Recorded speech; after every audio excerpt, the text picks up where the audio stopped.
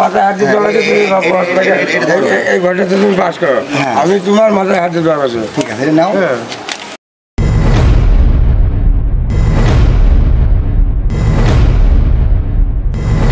আসন্ন উপজেলা নির্বাচনে ভাইস চেয়ারম্যান পদপ্রার্থী আমাদের খুব প্রিয় একজন বড় ভাই আব্দুল্লাহ ইবনে আব্বাস ভাই, তিনি প্রতিদ্বন্দ্বিতা করছেন তালা মার্কা নিয়ে। আসলে আমি তার কাছে জানতে চাচ্ছি তিনি কেন এই নির্বাচনে প্রতিদ্বন্দ্বিতা করছেন এবং কি তার মূল উদ্দেশ্যগুলো কী কী। ভাই আসসালামু আলাইকুম। ওয়ালাইকুম আসসালাম। আপনি যে ভাইস চেয়ারম্যান পদপ্রার্থী হয়েছেন এবং প্রতিদ্বন্দ্বিতা করছেন, আপনার এই ঝিনাইদহ সদর উপজেলাবাসীকে নিয়ে আসলে কী কী পরিকল্পনা আপনি নিয়ে করছেন?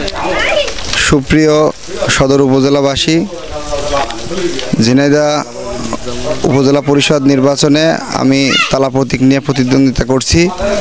তার মূল উদ্দেশ্য হচ্ছে উপজেলা পরিষদে যে সেবা আছে, প্রত্যন্ত অঞ্চলের ইউনিয়ন পরিষদের বিভিন্ন গ্রাম অঞ্চলের মানুষ সেই সেবা সম্পর্কে মোটেই জানে না।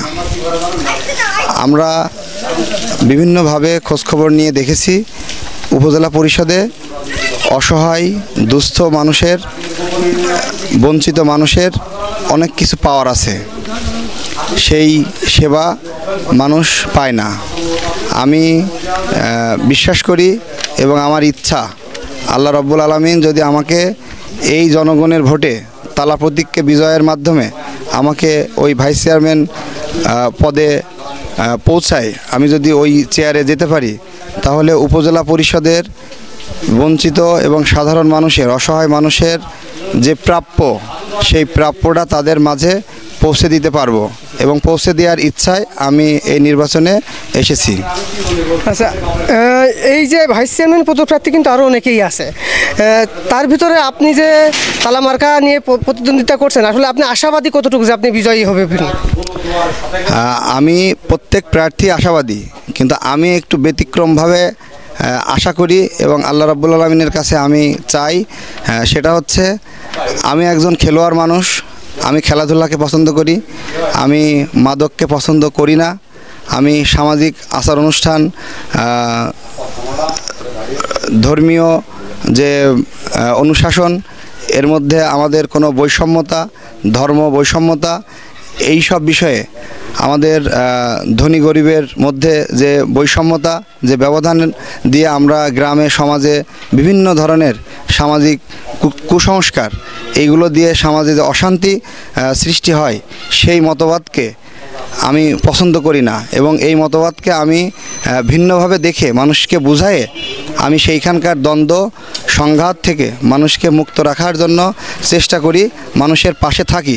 সেই জায়গা থেকে আমি বিশ্বাস করি এবং আশা করি যে আমার ভাইস চেয়ারম্যান প্রার্থী হিসাবে মানুষ তালা প্রতীকে আমাকে ভোট দিয়ে জয়যুক্ত করবে এবং আমি 17টা ইউনিয়ন এবং পৌরসভার বিভিন্ন এলাকায় আমি একা একা মানুষের কাছে যেয়ে বসে মানুষের সাথে কথা বলেছি। তারা বলে যে আপনি একা একা চায়ের দোকানে এসেছেন, রাত্রে এসেছেন, সকালে এসেছেন, দুপুরে রোদের মধ্যে এসেছেন, ভোটটা আপনার প্রাপ্য, আমরা আপনাকে ভোট দিব। সেই জায়গা থেকে আমি আশাবাদী এবং পাশাপাশি তারা আরও অনেক কথা বলে, সেটা হচ্ছে যে অন্য কেউ আসে না, যতগুলো প্রার্থী আছে শুনেছি অনেক প্রার্থী আছে, তার মধ্যে শুধু তালা প্রতীকের প্রচার, তার পক্ষ থেকে ভোট ভিক্ষা করা, এইটাই আমরা অনেকেই আমাদের কাছে আসছে তালা প্রতীকে ভোট ভিক্ষার জন্য। এই সব অনুভূতি, মানুষের এই অনুভূতি প্রকাশে আমি শতভাগ আশাবাদী এবং মহান রাব্বুল আলামিনের কাছে আমি শুকরিয়া জানাই যে মানুষ যে আমাকে মনের মধ্যে রেখেছে। আমি বলি যে আল্লাহ যেন মানুষকে, মানুষের মনের মধ্যে তার এই সিদ্ধান্তকে অটুট রেখে 8 তারিখে তালা প্রতীকে ভোট দিয়ে যাতে বিজয় করতে পারে, সেই আশাবাদ আমি রাখছি। সকলের কাছে তালা প্রতীকে ভোট চাচ্ছি, এভাবেই আমি আমার তালা প্রতীককে বিজয়ের লক্ষ্যে এগিয়ে যাচ্ছি। আপনি যদি বিজয়ী হন এবং জনগণ যদি আপনাকে ভোট দিয়ে বিজয়ী করে, তাহলে আপনি আসলে যেমন নির্বাচনী ইশতেহার থাকে, এমন কোনো কিছু আপনার মনে আছে কিনা বা পরিকল্পনা আছে কিনা যে যদি বিজয়ী হন কি কি করবেন জনগণের জন্য?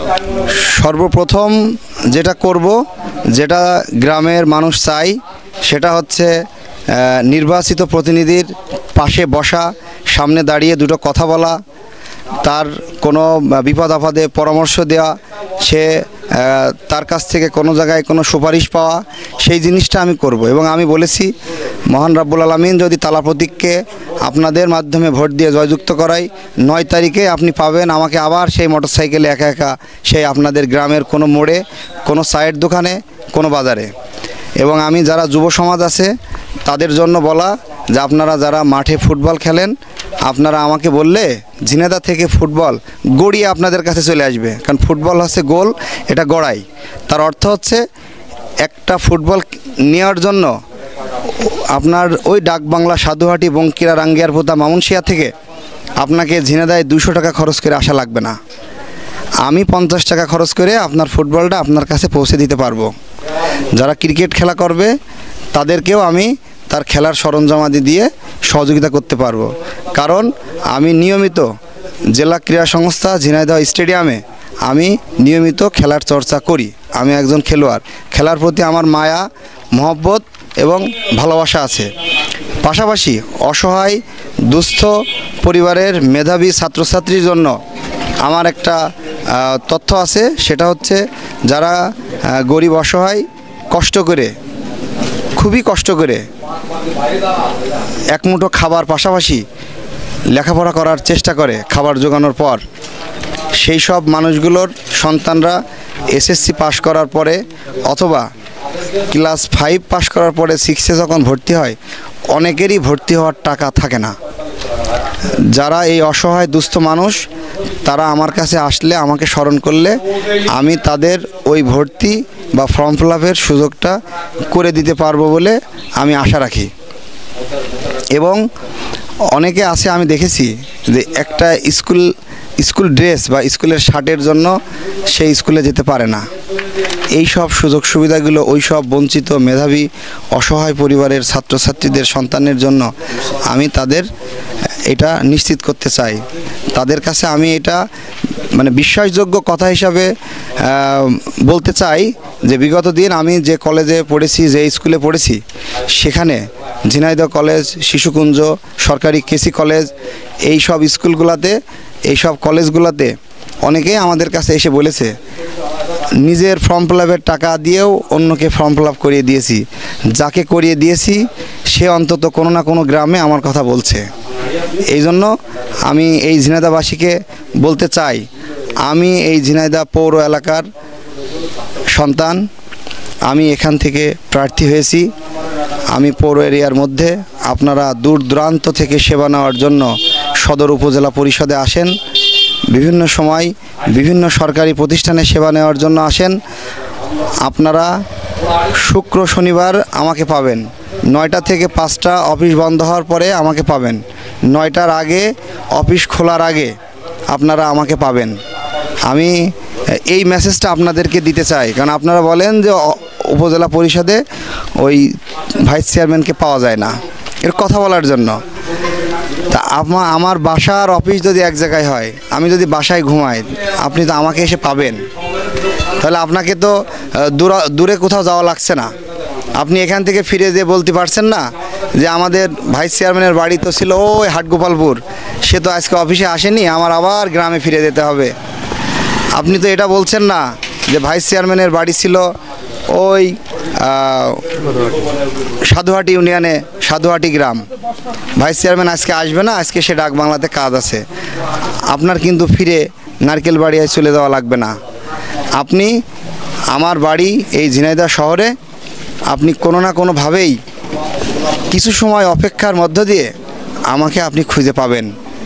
আপনারা যারা আমার কথা এই টিভির মাধ্যমে, আপনারা এই সামাজিক গণমাধ্যমের যে প্রচার মাধ্যম, এই মাধ্যমে যারা আপনারা আমার কথা শুনছেন, আপনাদের কাছে আমি করজোরে মিনতি জানাই, আমি আপনাদের কাছে দাবি জানাই, অনুরোধ করি যে আপনারা তালা প্রতীকে আমাকে একটি করে ভোট দিয়ে এবং আপনাদের পরিবারকে নিয়ে আমার এই পরিবারের মধ্যে আমার এই কথা পৌঁছে এবং আপনার পরিজন এবং আত্মীয় স্বজন এবং প্রতিবেশীকে আমার এই কথা পৌঁছে দিয়ে তালাপতিকে যাতে বিপুল ভোটে বিজয়ী করা যায় সেই লক্ষ্যে কাজ করার আহ্বান আমি আমার পক্ষ থেকে জানাচ্ছি।